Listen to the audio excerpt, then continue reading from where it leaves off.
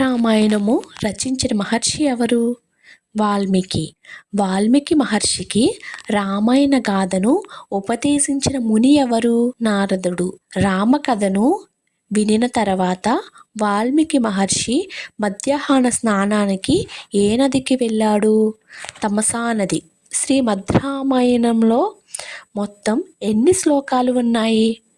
24,000 శ్లోకాలు ఉన్నాయి. అయోధ్య నగరం ఏ నది ఒడ్డున ఉన్నది? సరయూ నది. అయోధ్య ఏ దేశానికి రాజధాని?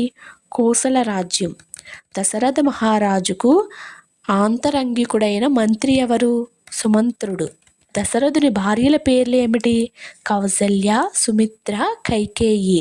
సంతానం కోసం దశరథుడు చేసిన యాగం పేరు పుత్రికామేష్టి. బ్రహ్మదేవుని ఆవలింత నుండి పుట్టిన వారెవరు?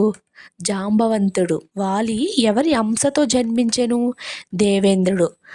వాయుదేవుని వల్ల జన్మించిన వానరుడెవరు?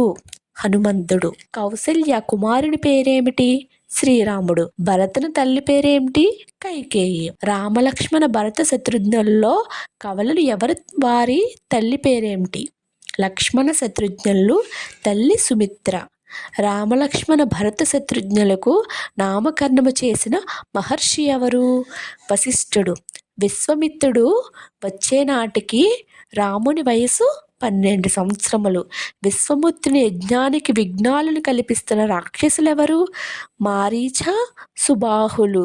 రామునికి అలసట, ఆకలి లేకుండా ఉండుటకు విశ్వామిత్రుడు ఉపదేశించిన మంత్రం పేరేమిటి?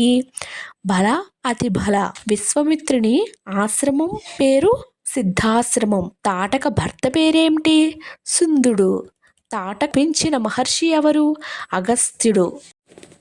గంగను భూమికి తెచ్చుటకు తపస్సు చేసినదెవరు? భగీరథుడు. గంగకు జాహ్నవి అనే పేరు ఎందుకు వచ్చెను? జాహ్ను మహర్షి చేత త్రాగివేయ.